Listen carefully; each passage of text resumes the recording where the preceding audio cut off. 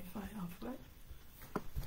Hello, there we are. Hello. It is Saturday night and it is the day before Father's Day, Yeah. 2025. Yeah. So we are going to chat. Let me just get us here centerfold. So tonight we are going to chat about what is the difference between a preacher and a father. Because often we say that is my spiritual father, or that's my pastor, and my pastor is basically my preacher and my everything, and he's my father. But there's a definite difference. And so while you are coming online, we are quickly setting our phones so that we can catch you while you're talking to us. We want you to speak. And also, what is very, very good is we would like you to invite as many people as possible that you can get to join us. So right now is the time that you will want to share, tag, and even post it onto your face, on your WhatsApp status, because we are going to touch on the topic of the difference between preachers and fathers.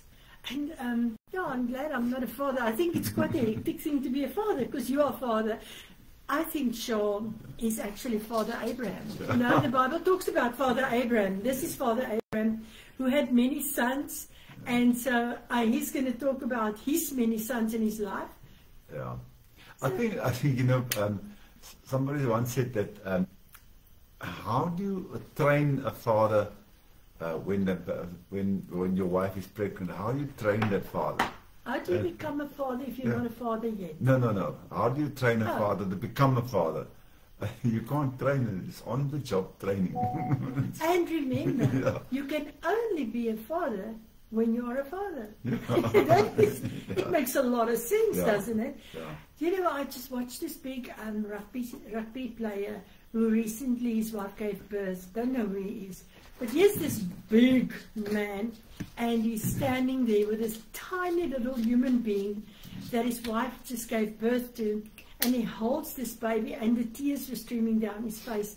And this is what he said. He said, I did not expect to feel like this. It is, I think, Charles, what did it feel like when I gave birth to our daughters and you held them? I don't know. You know, it's like you can't explain it, because words can't explain to become a father. All I know is because remember in those days there was no way you have to. We didn't know whether it was a boy or a girl. Girl. So only when you give birth to you know. And I really wanted, in my heart, I wanted to have a son. You know, to have, you know, I think most men. But when I saw the baby and the little girl, and I saw this healthy, my mind, you know, just changed there and then. Everything changed. Everything changed, you know. So I really fell in love with that little girl, and up to, well, long story, she passed away when she was 7 years old. But then the next one came as well. But I fell in love with my girls, you know. So, you know, so a father is what you get. When you come to that situation, you know, you forget about what you want. You're just so excited to have a healthy. And yet there are fathers that actually, when a baby is born, actually there are cultures. When the gender is born that they don't want, then they will actually avoid that child. Yeah. And it's sad. And this is what the difference is when it comes to fatherhood, and when you are the real father and you are standing as a father. So show that scripture in the Bible, because you know, there are many people. I'm trying to tag some of the people because I would like people to talk with us tonight. Talk with us. Yeah. If you know us, and if you know Sean, why don't you tell us, what do you think makes a good father? Let's see from what we get out there, what makes a good father. Because, you know, we've got a broken generation because of the lack of fathering, because of the lack of active father, because of the lack of a present father. For many reasons, we've got a broken generation. So what do you think makes a good father? So let's see from every one of you, what you think. I think our topic is like, what's the difference between a preacher and a father? Where the words say, for though you might have 10,000 instructors in Christ, yet you do not have many fathers. And we read that in 1 Corinthians 4, verse 15. Maybe you want to read that again. Yeah. For though you have many, for though you might have 10,000 instructors in Christ, yet you do not have many fathers. Now, I'm always working on the practical side. How many times did you have somebody that's preaching, such an amazing preacher, but then you find out at home he's not a father. Not a very good father. Not a very good father. Or he's a good preacher, but he's not a good father. Especially instructors in Christ, not in Christ as well. But you know what, and also, if you think of a teacher at school, it could be the best teacher. It could be at university, you could have the best teacher there as well. But those people can teach a lot of things. And often, fathers, will you need your volume off on it? Often fathers are the ones that want to tell you what to do. But is that a good father? Let's hear from you. What do you say makes a good father? Because it's such a big thing. I think of my father, though. My father and my mom got divorced. But there's one thing that my father did in my life. He affirmed me. He always believed in me, and he always said that you can go far. You've got the abilities to do things like, you can do anything. My father hated the word ekani, I cannot. He hated that word because he said there's no such a thing. Because if you apply yourself, you can do it. But when you do something, then my father would always say, that was amazing. So he affirmed who I am today. I really am. I am a lot of what I am because of my father that affirmed me. Now that is what that scripture says. It says you may have 10,000 instructors. Many people can tell you what to do. Many people can tell you everything. But it says, but you do not have many fathers. Yeah. And so here in the scripture it actually doesn't talk about a biological father only, no? So we're not only talking about biological father, we're talking about any father, a spiritual father. Yeah. I think we're going to talk about the fathers and then spiritual fathers as well. How do you become a father? Because how can you be a spiritual father if you're not a good father in your household to your kids out there, and not a good husband? How can you be if you how can you preach the gospel? How can you say I'm a spiritual father, but at home nothing happening? Is dead. Your children speak a different language. Yeah. So so I think we must just get the two, the difference, not the difference, but the one is following the other one. So the one thing about a good father is there are three things that a good father will stand out in. And that could be, we're talking about a spiritual father or any father. I see Charlene is watching all the way from Moscow. Hi Charlene, great to have you on here tonight as well. But if you talk about a great father, then often you can look at the three things that actually is highlighted in the Bible, makes a good father. So the one is the spiritual side. And the second one is the emotional side, and I think that is huge. And the third one is even bigger. It's the relationship. Now, often we can find a father that takes his family to church and he reads the Bible and he does all the spiritual things. That side is good because we need to look after that. But the emotional side, Charles, what is the emotional side of being a father? Fathers don't show any emotions. So it's always mothers or ladies that show emotions. But I think when you get emotional, we actually start spiritual. Let's start the spiritual side first. When a father is spiritual, it's like, as I say, taking to church, do anything, pray. But read the Bible. That's a spiritual side, and it's so important to every household. Everything starts at home. Yeah. It's everything. That's the Bible got somewhere verse, like. Yeah. No. We've got a spreekwoord. We've got a word that says charity begins at home, but that's not in the Bible. Well, it's one that we made no, up. It's Psalm 5 verse 6. Psalm 5 verse 6. Charity begins at home. Yeah. So because a lot of people you are very spiritual in church, but when you come home, it's a different story. Because how can you be spiritual and then you get home and fight with your wife, fight with the mother, and gossip about other people, and all those Always things. angry. Yeah. You're angry for the traffic, and you're angry for the food that's not right. And a father that's always criticizing. Yeah. After because you can pray as much as you like. Hey, listen to me. You can pray as much as you like. You can read the Bible, do everything in church, be part of the fellowship groups, do everything. But that is the spiritual side. But the thing that matters when it comes to your house, there's two things that are very important. The one is the emotional side. What is the emotional side? So a man is not necessarily very emotional, but the truth is he must meet the emotional side of the children or the wife. So let me just say this, and if that's a spiritual father, it works the same. So let me just say, my daughters, and I've got my daughter watching, the one from Moscow is actually my daughter. Mine too. Is she your daughter? Oh my goodness, you did a great job, eh? Well, that one, if she was upset, or if it was she's challenged, or she's not feeling well, do you know what? She would come to me and complain with me or tell me what. But when her father puts his arms around her and he comforts her or he just listens to her, that is the emotional side. That is the side that makes her feel that she's really loved. That is the side where he connects with her on a level that is emotional, much deeper. Emotional connections are much deeper than relationship connections. Yeah. So it is very important to think of when we are, when the fathers, and I speak now because I'm a woman now here, and I'm just speaking on his behalf for now, because men are not, they're not like us ladies. We are the ones that's emotional, and we can cry for everything, love everything, hate everything, laugh at everything, and eat a lot of food. We are very bingy type of people. But let me tell you, a man doesn't operate like that. But this side, when Shaw comes home and I'm not feeling up to scratch and I've had a tough day, do you know what he does?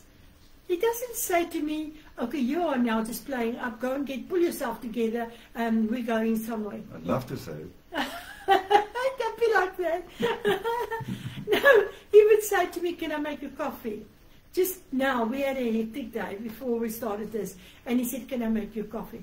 It is my emotional side. He makes me feel that in my rush, he is taking care of my rush as well.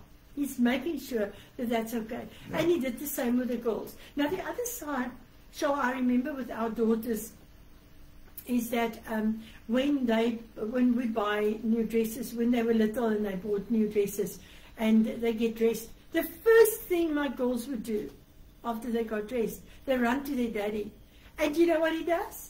He doesn't say, I don't have time for you. He didn't say, I cannot see you now, I'm going somewhere. Do you know what he took time to say? Wow, my little princess, you look so beautiful. Turn around. Wow, you look so beautiful. He celebrated their womanhood. And I think that emotional, growing your children, celebrating them, affirming their emotional side and who they are, their gender, whether it's a boy or a girl, just celebrating. The same with your wife, if you do that with your wife. But the same, in a sense, the spiritual father, Sean. Yeah. But let's go with emotion. I want to just go back to my own father.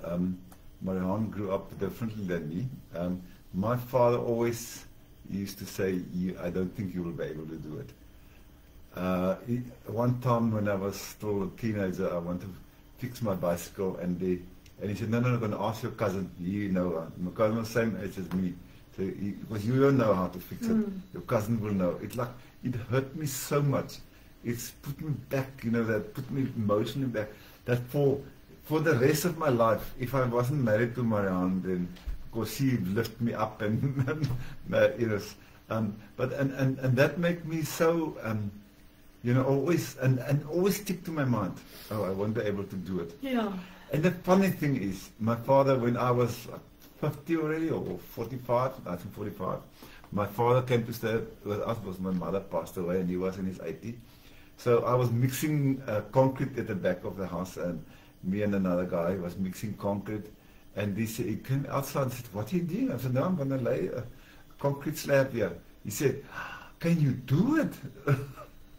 Oh no, will you be able to do Will it? you be able to do it? I mean, I was at that time I was totally over it, but it took me many years, and it's so important for fathers to lift your children up all the time, affirm And them. encourage them. Yeah. Because that is the emotional side. And also, remember, if somebody, even you as a father and the people in your house, but especially the fathers, there are days that you don't feel good. There are days that you feel challenged. There are days that the pressure of life is just too much for you. Those are the days that you need comfort.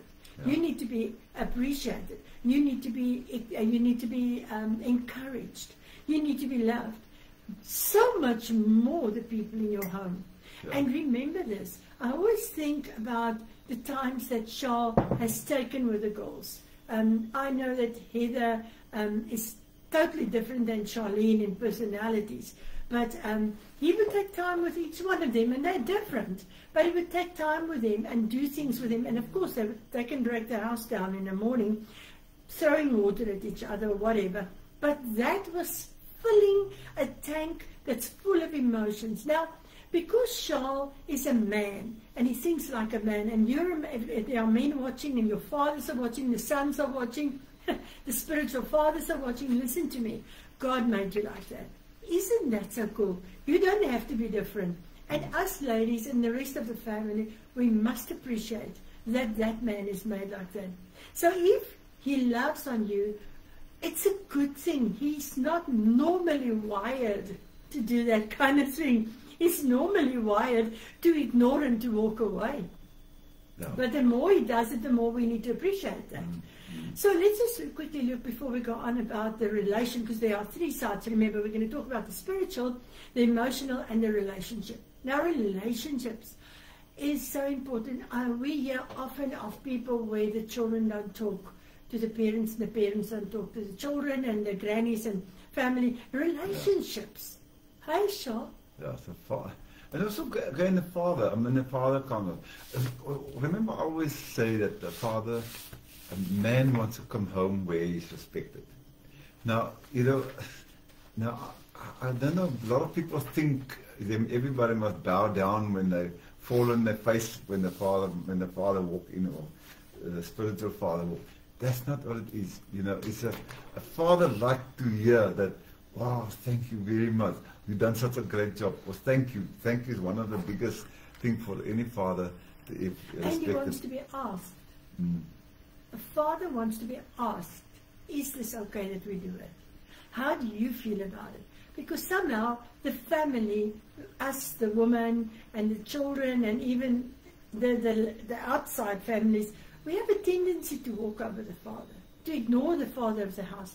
But remember, God is placed in just under Jesus. He says, this is the lineage. This is how it is. It's first God, then Jesus, then, obviously the Father, Son, and Holy Spirit, and then the husband, then the wife, then the children, and then the omas and opas, and then the niggies and neefies, and then the church. It's somehow we distort it. And we come into the house thinking that's okay to walk over the Father. And I think being Father's Day tomorrow is why we're doing this talk. I think we need to reinstate in our hearts how important it is to reinstate our men. Yeah. And you know what? A lot of people say South Africa is in a mess. South Africa is not in a mess. South Africa is actually a good place. But you know what? The mess is in the family, in the fathers, the missing fathers, the absent fathers. Fathers that don't care, the fathers that don't are looking after the children, that affirm the family, and is not taking his place as a father. I think that is just imagine every child in South Africa is living in the same building or the same house than his father. Can you imagine? Can you imagine how healthy they will be? Yeah. Emotionally.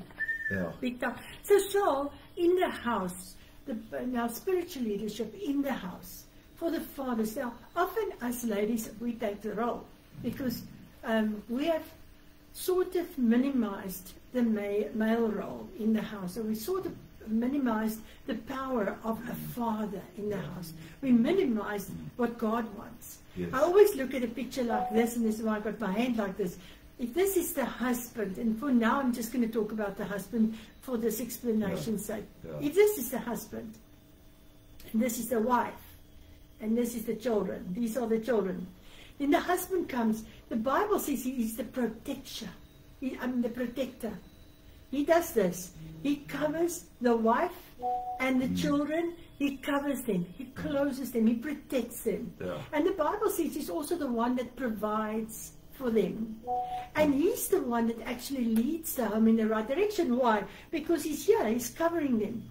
But what has been happening is that the fathers have allowed themselves to lose the grip, because things have become more important than being the father of the house. And you know, people, this is a very serious position that the father has. So what happens is the wife starts pushing through the ranks, and she starts taking the lead. And so it exposes the family. Yeah. It exposes them to all kinds of other things. Yes. And soon we have either divorced, or we're living our own lives the way we want to, simply because we're not allowing. Because he must be the protector, but we must allow him to be. And I think in this whole word of God that says in Ephesians 6 verse 4, it says there, fathers are instructed to bring the children up in the discipline and instruction of the Lord. By that, it doesn't mean you must beat them with a Bible over the head. But it's the discipline and the instruction of the Lord. There's safety in that. Yeah. I think, let's look at our own life. You know, when in the beginning when we got married, although I was a good father, but in the spiritual side I was like backslidden and everything, and you were actually trying to play the role as a father as well. You know, and I was just sitting one side and, you know, do my thing, but not really involved, not take responsibilities of a lot of things until the one day. I think one big thing was when I stopped smoking. Yeah, smoking was one of the biggest things. Anyway. Yeah. That's a long story. That's another story for another. But with the day when I stopped smoking, all of a sudden everything changes. Marianne said, like, allow me to be a father, allow me to do things. You know, when the children want to go somewhere. I don't think I allowed you. I encouraged you. Yeah, because I stepped back. Yeah. I stepped back. Yeah, because. For example, she always used to pay the municipal bills and everything, and then she said, "No, you must take it over." So I said, you know, because I was like, just carry on like normal, working, come down. But anyway, so she said, "No, you must pay the bill." So I said, "No, yeah, okay, well, but," and I just didn't pay the bill. And the next thing, the municipality came to cut water, electricity. So. So I learned very quickly to take responsibility. He said, I told you must pay it. I'm not going to do anything. So from that time, I really took the role as a father and the responsibility of a father in the house. And it makes it so easy. You know, since then, when the children want to go somewhere, she said, go ask your father. You know, and then obviously, I know when she said, go and ask your father, I know that she actually means no. Because he said, no, I did not. I just always wanted to make sure that you have, if it's your approval, it's fine. But it was a social agreement, but I had to make the final decision all the time. So, you know, a father played a big role in a family, and we talk about family tonight. Father played a big role. And also I'm thinking, maybe while I'm talking, maybe there's some ladies or maybe even gentlemen, that your father was he was always absent. He was in the home, but he was always absent. And you feeling very hurt. I think tonight, you know, take a step of forgiveness and just, I think that's what we really need to pray about, because as we're speaking, and it's true what you're saying, Charles, because one of the big things that we deal often with is the lack of fathering. Because people grow old and they still suffer with their lack of fathering, or the fact that their fathers weren't there to affirm them. You know what, there's the scripture here in Galatians 5, and we all know that one, Galatians 5 verse 22 to 23, it says there, but the fruit of the Spirit is love, joy, peace, patience, kindness, goodness, faithfulness, gentleness, and self-control. A father that is Spirit-filled will practice those things. Just imagine. Just imagine. You preaching, go home, go to church, and you are the preacher, and you're preaching like crazy, and people are, you know, they love you. They love you and everything. Now you come home, and now you getting all upset, and you and the fruit of there's no joy, there's no peace, there's no patience, no kindness, no goodness, no faithfulness, no gentleness, no self-control. And you come home and you're total different. There's no fruit of the Spirit in you. Your preaching means nothing. Absolutely nothing. Because if you can't because they will know. It doesn't mean you're always perfect, Charles. Yeah. Because we're all human. But there is a way to gauge how you are as a father in the house. Yeah. And even your spiritual father. Because listen to me, if you've got a spiritual father and he talks about other people, laat hom gaan. Yeah. Let him gaan, because he's going to do the same about you. Yeah. I don't agree with that. I think let him go. Because when you need a spiritual father, make sure it's somebody that is really somebody that's trustworthy. Yeah. So, and also, you know, if you think of those things, Charles, you were saying the fruit of the Spirit is love. Yeah. So you must love, joy, peace, patience, kindness, goodness, are we reading it? Faithfulness, gentleness, and self-control. But if you come home to your wife and your children as a husband, why as a did you father, clean the house? Look at the dogs, look at the children, not a bath yet.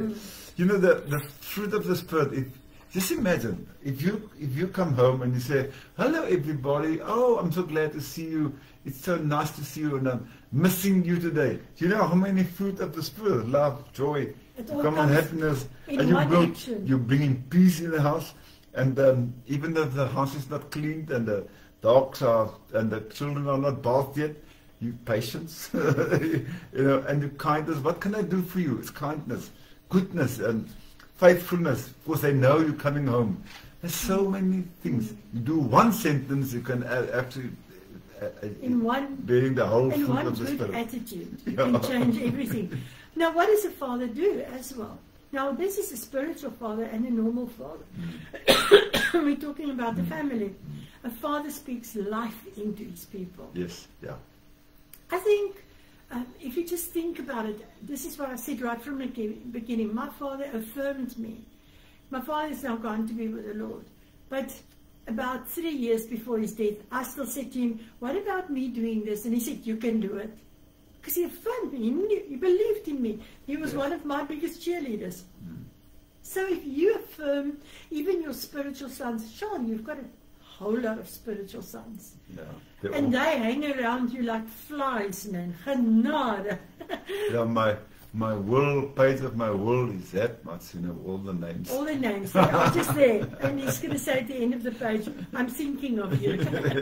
But even your spiritual sons, the people, but it's somehow easier to speak life over your spiritual sons than what it is to speak life over your children, your very own children. Yeah, and I was talking the spiritual sons, you know, they always, you know, all the time they're saying, I want to be like you. I want to live like you. Because I can see when I come into this house, there's peace. When I see you talking to your wife, there's peace. You just see the atmosphere all the time. And it's not, listen, we're not holy, hey? We're not perfect. We are holy, but we're not perfect. We're righteous. The Bible says we are righteous. What is righteous? Is doing the right thing. The right thing. Yeah. So but now when you think, it's easier to speak life over the people out there and everybody, even your mother and your father, you speak life over them. But when it comes to the people in the house, we often criticize and we're upset with them because they don't do what we want to do. Where our husbands and the fathers need to watch that, because it is your day tomorrow to celebrate your fatherhood. And some of you will receive gifts and you think to yourself, my goodness, I'm receiving this gift, but just this morning I fought with my children because they were making a noise, the dogs were barking or whatever. There are 400 reasons to complain. So this is a very important thing. I want the fathers to remember to speak life. Speak life. And then also, it is very important for fathers. Okay, sorry, here goes a piece of paper that he wants Somebody to else say. the Galatians 5 verse 22 to 23. It's almost like a checklist, you know. Yeah. It's a checklist we all can follow for everything. Being a child of God, you have to follow this all the time. And then also another thing is showing, and we did that when we were younger and when our children were smaller. But you have taken the lead very much to pray for our daughters and their children. Why do you do that? Well, with our daughter and the children, I actually wanted. Well, I was thinking, what my father did to me. I think my father was an amazing guy. Was an amazing person. I loved my father, and but he never affirmed me. It's always, even if he lived with us here, he always asked questions. Can you do this? Oh, yeah. Are you able to do it? That thing is all the time, and that thing is like has played a big role in my life.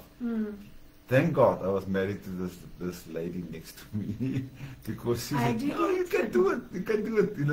Because it's a mind thing. So fathers. If you watch what you say, because life and death is in the tongue.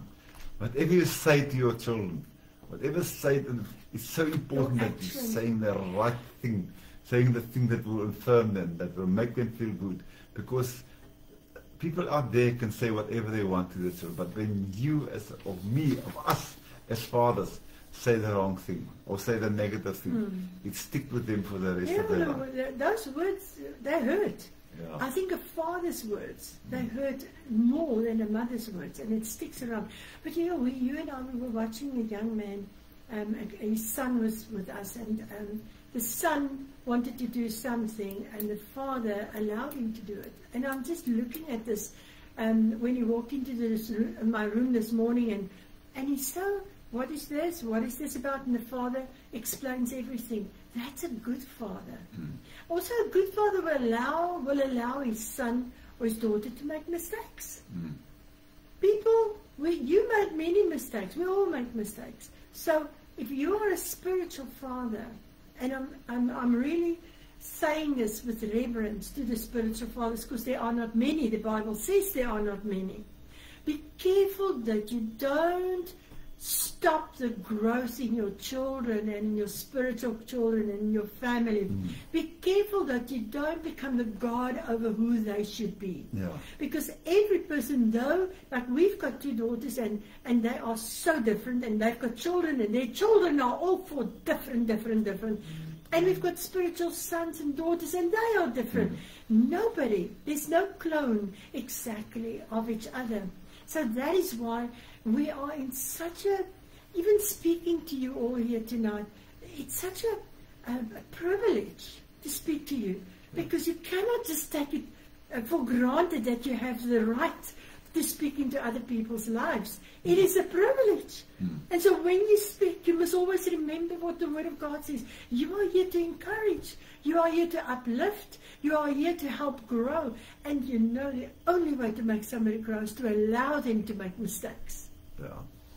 Yeah. So, I'm sitting here and I just got a feeling that, still, there is such a longing for people to have a spiritual father. Somebody they can go to, somebody they can talk to, somebody when they're in need, that they can go to that person, father or mother, it's the same thing. But we talk about spiritual father. And and I just feel like, and you don't know who to talk to, because, maybe that person will go and talk out. A spiritual father don't talk out. A spiritual father keep everything for himself. And I just got a feeling tonight that we really have to pray for you as well, to bring you, to meet up with you with a spiritual father. A spiritual father that will guide you, a spiritual father that will love you, that will, look past your mistake. Encourage you. That won't judge you. That would, and also, remember now, sorry that I'm interrupting tonight a lot, but also remember, a spiritual father must be that kind of father that you will have the confidence to go to him with anything. I think it will break my heart if my children don't speak to me about whatever hurts them. They're living their own lives now. But if I must hear via that my daughters are going through that, or their children are going through that, or their husbands are going through that, it will hurt. Because we are the parents. We want to know first. But sometimes it is the same. We want to first fall into a hole, then we go to the spiritual father and say, get me out of this hole. And it's difficult. It can't get you out of that hole once you are there. It's very important to connect with somebody and trust them. And yes, sometimes they will fail you, but keep on trusting. Because a relationship is not built by what you think. It is built by consistency. Yes. Yeah. So we are going to pray for those people that don't have fathers. But I just want to ask the question, 3 questions. How are you reflecting God's love and character as a father in your house?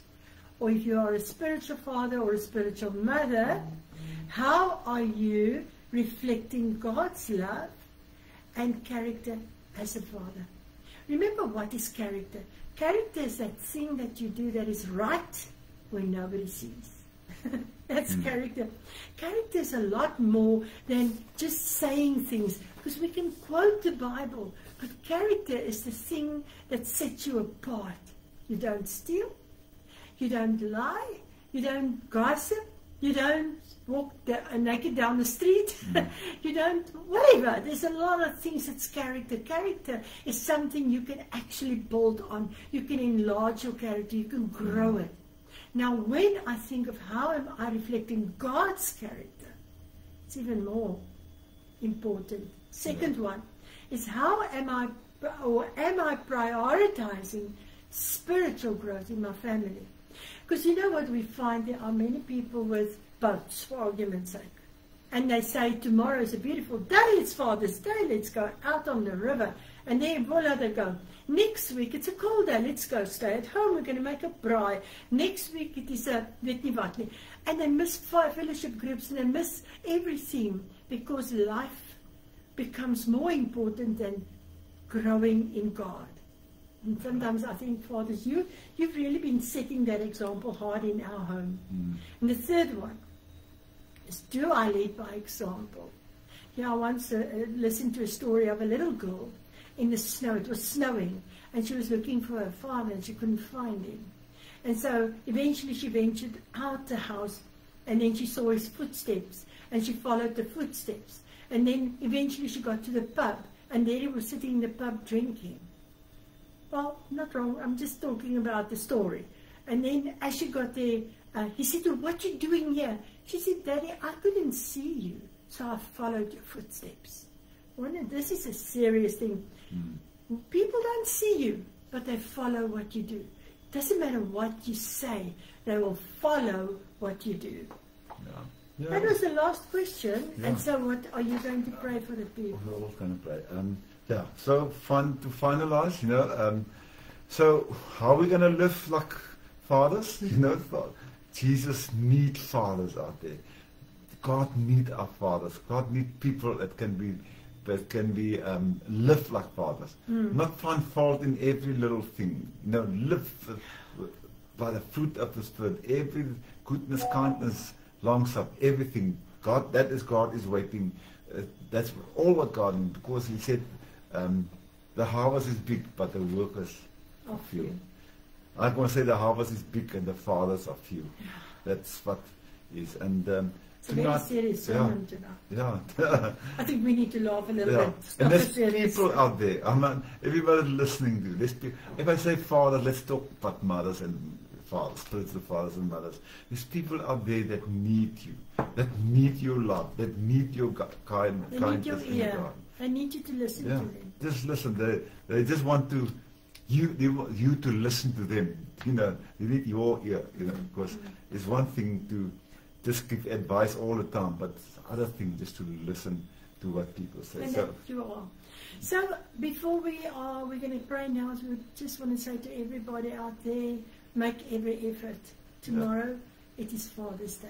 Yeah. So if you don't have a father, find a father that you can celebrate tomorrow. Because there is fathers tomorrow that will need somebody to come to them that may not have a father himself, or he's not a father, or not respected as a father, or maybe his wife left him with the children and he sat alone, or whatever, you know. So there is some fathers out there that just need a thank you, appreciation. And a nice meal. Yeah. So shall we pray for us? Yes, Lord.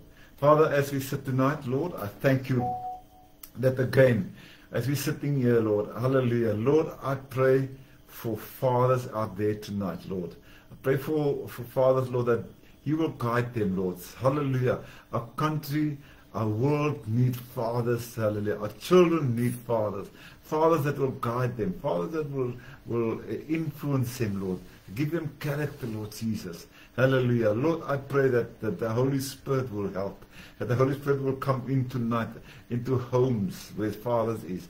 Into homes, Lord Jesus, maybe even where there's absent fathers, Lord. Fathers that's there but is still absent, not talking to you. Lord, I pray that you will reveal and you open, that the Holy Spirit will tonight, Lord, from tonight, Lord, that there will be families reunited again, hallelujah, in Jesus' name. And thank you, Lord Jesus, that you make fathers, hallelujah, and you will bring them back to their homes, Lord. Many, many, many fathers. And Lord, I pray for spiritual fathers out there, hallelujah. I pray, Lord Jesus, that you will help them to their children, that you will help them with wisdom and guidance, Lord, hallelujah, that they will do the right thing and say the right thing, Lord, hallelujah, that people will come to them and follow them, that they will lead them in the right direction in Jesus' name. Amen. Hallelujah. Amen. So from the two of us, we wanted to say to all of you, have a happy, wonderful Father's Day tomorrow. And happy Father's Day, gorgeous. Gorgeous. Ooh, he's gorgeous.